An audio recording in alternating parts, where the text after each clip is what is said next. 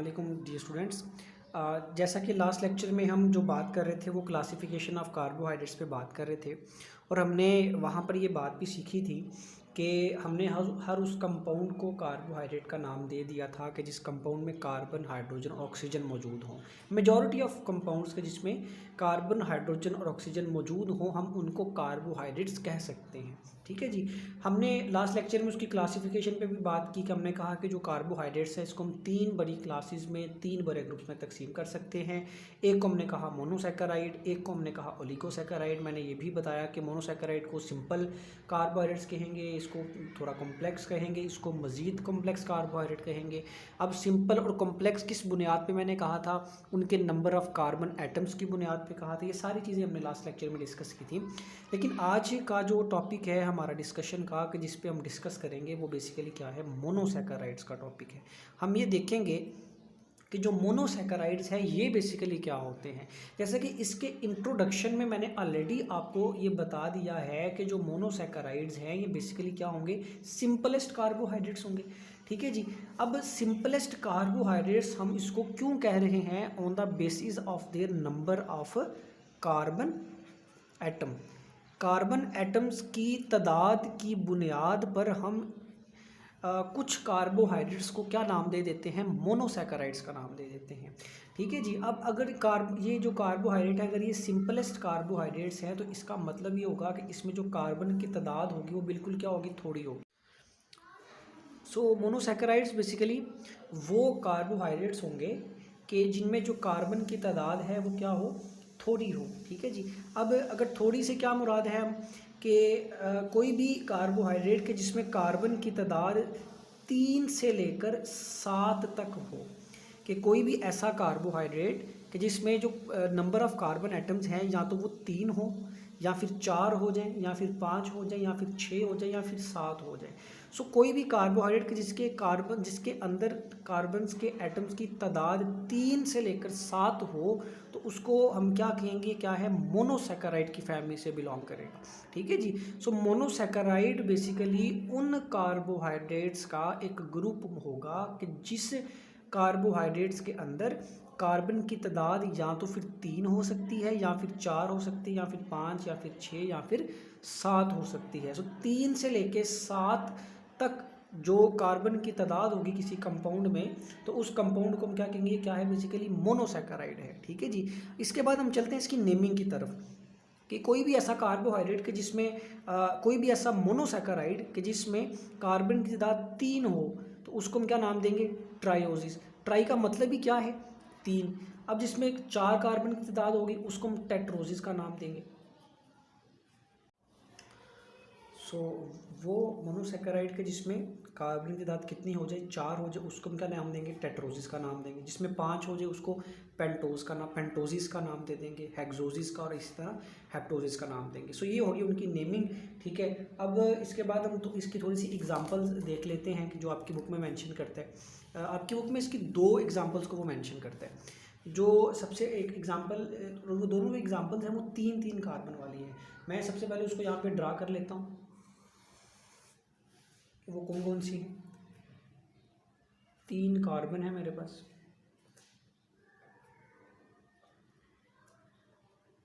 हमें पता है कि एक कार्बन जो है वो 4 बॉन्ड बनाएगा, इसके साथ 3 हाइड्रोजन लग जाएंगे।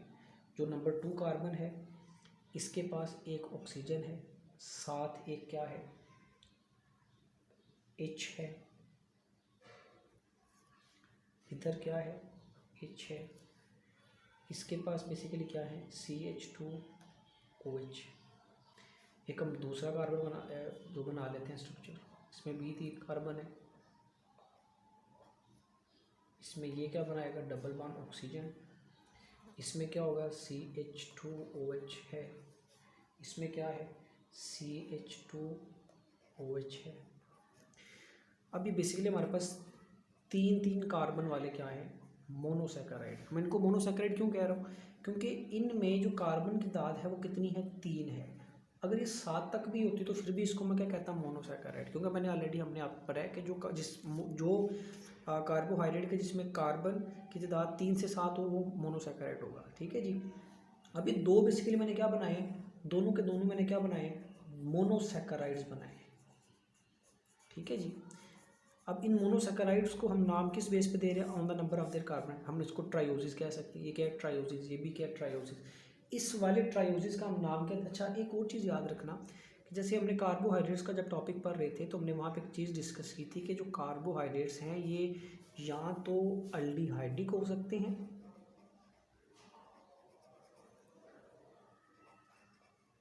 या फिर ये कीटोनिक हो सकते थे। मतलब वो वाले कार्बोहाइड्रेट्स के जिसमें या तो अल्डिहाइडिक ग्रुप हो जाए, हम उसको अल्डिहाइड कार्बोहाइड्रेट्स कहेंगे, जिसमें कीटोनिक ग्रुप हो जाए कीटोनिक कार्बोहाइड्रेट्स कह सकते हैं। अब ये मेरे पास हैं दोनों कार्बोहाइड्रेट्स, लेकिन कार्बोहाइड्रेट्स की कौन सी कैटेगरी है? मोनोसैकेराइड्स वाली। क्यों मोनोसैकेराइड्स वाली है? क्योंकि इसमें कार्बन की तादाद कितनी है? 3 है। लेकिन साथ ही साथ इनके अंदर जो फंक्शनल ग्रुप पाया जा रहा है, एक फंक्शनल ग्रुप ये है और एक जो फंक्शनल ग्रुप है मेरे पास वो है बेसिकली ये वाला। सॉरी, एक फंक्शन ग्रुप मेरे पास ये है जो है कीटोनिक फंक्शनल ग्रुप है, और एक मेरे पास जो फंक्शनल ग्रुप है वो ये वाला है, अल्डिहाइड। अब वो वाला कार्बोहाइड्रेट, वो वाला मोनोसैकेराइड के जिसमें अल्डिहाइडिक फंक्शनल ग्रुप है उसको हम कहेंगे अल्डिहाइडिक मोनोसैकेराइड। वो वाला कार्बोहाइड्रेट या मोनोसैकेराइड के जिसमें कीटोनिक ग्रुप है उसको हम कहेंगे कीटोनिक मोनोसैकेराइड। ठीक है जी। अब इसका जो है 3 कार्बन वाला के जिसमें अल्डिहाइड वाला ग्रुप मौजूद है, इसका नाम है ग्लिसराइल अल्डिहाइड। क्या नाम देंगे इसको? ग्लिसराइल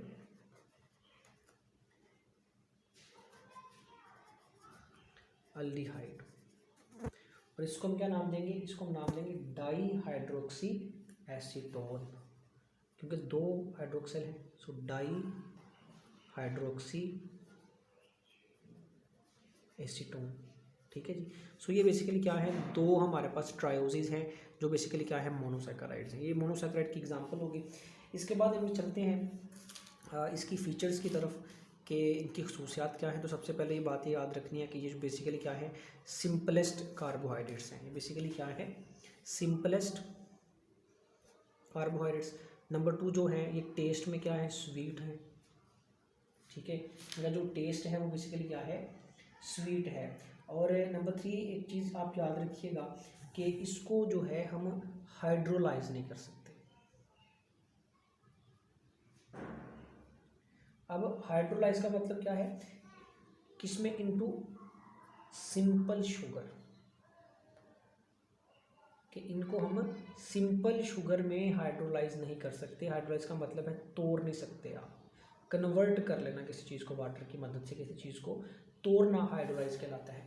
तो हम इसको मज़ीद सिंपल शुगर में हाइड्रोलाइज नहीं कर सकते। क्यों नहीं कर सकते? हमें ऑलरेडी पता है, मैंने आपको हमें नज़र आ रहा है कि ये है ही ऑलरेडी क्या? सिंपल। आगे इनके पास 3 कार्बन है, तो ये हम इनको मज़ीद क्या सिंप्लीफाई करेंगे? ठीक है जी। सिंप्लीफाई तो हम उसको करेंगे जो कॉम्प्लेक्स हो। ये ऑलरेडी सिंपल है तो इसको मज़ीद सिंपल नहीं कर सकते। So they cannot be hydrolyse. 3 major properties हैं जो आपकी बुक में वो डिस्कस करता है। इसके बाद जो है हमारा देखेंगे हम कि मज़ीद कुछ एग्जांपल्स आपकी बुक में मेंशन की हैं, हम उसको पढ़ते हैं वो कौन कौन सी एग्जांपल्स हैं। एक जो है वो एग्जांपल आपकी बुक में 5 कार्बन वाली देता है, फिर एक एग्जांपल जो है वो आपकी बुक में 6 कार्बन वाली भी मेंशन करता है। हम दोनों को ड्रा कर लेते हैं। ये मेरे पास 5 कार्बन वाला होगा।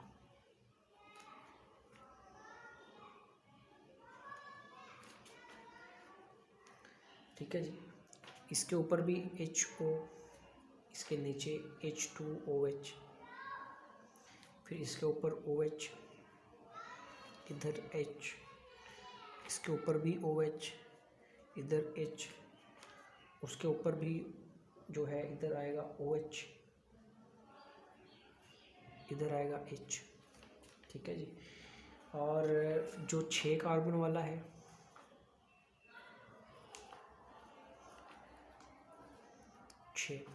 यहाँ पर क्या आएगा? H2OH, इसके ऊपर क्या आएगा? HO, फिर इधर OH, उसके नीचे H, उसके नीचे OH, उसके नीचे OH, इधर क्या आ जाएगा? H, इधर क्या आ जाएगा? OH, इधर क्या आ जाएगा? H, इधर H, इधर H।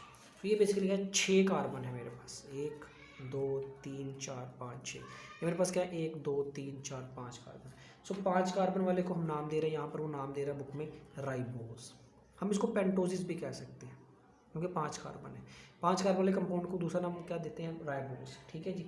इसको हम ग्लूकोज भी कह सकते हैं, ग्लूकोज नाम है इसका। ठीक है, जनरल नाम। हम इसको अगर कार्बन के एतबार से नाम दें तो हम क्या कह सकते हैं, इसको हेक्सोसिस भी कह सकते हैं। ठीक है जी, ये क्या है, पेंटोसिस। ठीक है।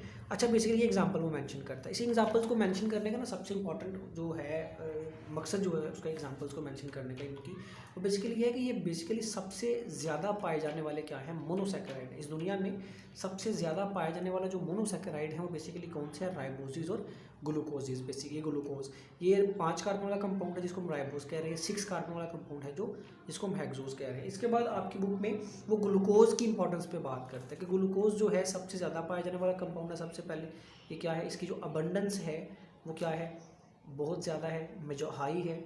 ठीक है। इसके अलावा हमें पता है कि ये जो है एटीपी के लिए एनर्जी सोर्स है हमारे पास, जो ग्लूकोज है। ठीक है जी। इसके अलावा जो सबसे बड़ी बात है, इसकी जो फॉर्मेशन है वो कहाँ पर होती है, during the process of photosynthesis. ठीक है, प्लांट्स में फोटोसिंथेसिस के जो प्रोसेस है वहाँ पर ये जो है वो सिंथेसाइज होता है। फिर एक ऑब्जेक्टिव पॉइंट ऑफ व्यू से काफ़ी इंपॉर्टेंट बात है हमारे पास के, जिसमें वो बताता है कि जो हमारी बॉडी है, ह्यूमन्स बॉडी है, उसमें जो ये जो ग्लूकोज की जो कंसनट्रेशन है वो 0.08% है। सो ये ऑब्जेक्टिव पॉइंट ऑफ व्यू के हवाले से, जो पॉइंट ऑफ व्यू से काफ़ी इंपॉर्टेंट है। सो ये कुछ बेसिक बातें थी मोनोसैकेराइड्स के बारे में जो आपकी बुक में डिस्कस की हैं। इसके अलावा जो है वो लास्ट चीज़ है कि हम देखते हैं कि जब इसको पानी में जब हम इसको हल करते हैं तो ये क्या बिहेव करते हैं। ठीक है जी। तो वो आपकी बुक में मेंशन करता है कि जब भी हम इसको पानी में हल करते जब भी हम इसका कुछ सोल्यूशन बनाते हैं, ठीक है जी, तो सोल्यूशन फॉर्म में ये क्या करती हैं, ये सारे के सारे जो मोनोसैकेराइड हैं ये स्ट्रेट चेन से कन्वर्ट हो जाते हैं इनटू अ ब्रांच चेन, जो है इनटू अ क्लोज चेन, या फिर आप कह लें कि ये रिंग बना लेते हैं। ठीक है, कि जितने भी मोनोसैकेराइड हैं इनमें से काफ़ी सारे जो मोनोसैकेराइड्स हैं जब हम इनका सोल्यूशन बनाते हैं तो ये स्ट्रेट चेन से किस में कन्वर्ट हो जाते हैं, रिंग स्ट्रक्चर में कन्वर्ट हो जाते हैं। सो ये भी जो पॉइंट है आप इसकी फीचर्स में ऐड कर सकते हो। काफ़ी सिंपल टॉपिक है। ठीक है जी। तो आई होप सो कि समझ आ गई होगी। मज़ीद को आपको अगर मसला हो, कन्फ्यूजन हो तो आप मेरे जो है कमेंट सेक्शन में आप मेरे से डिस्कस कर सकते हैं। इंतहाई आसान टॉपिक है। तो इसकी मेन जो है इसकी डेफिनेशन देखें कि 3 to 7 कार्बन एटम्स होंगे जिसमें वो मोनोसैकेराइड होगा, सिंपलेस्ट शुगर्स हैं। उसके बाद नेमिंग मैंने बता दिया, फिर उसके बाद मैंने ये आपको डिस्कस किया है। 2 एग्जांपल्स आपकी बुक में डिस्कस की, दोनों एग्जांपल्स को आपने बस तैयार करना है, 2 दफ़ा प्रैक्टिस करनी है, आपको क्लियर हो जाएगा।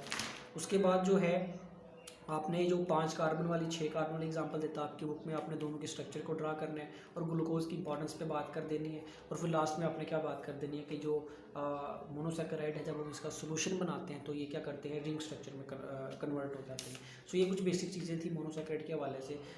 इसके नेक्स्ट लेक्चर में इंशाल्लाह ओलिगोसैकेराइड को डिस्कस करेंगे। अल्लाह हाफिज़।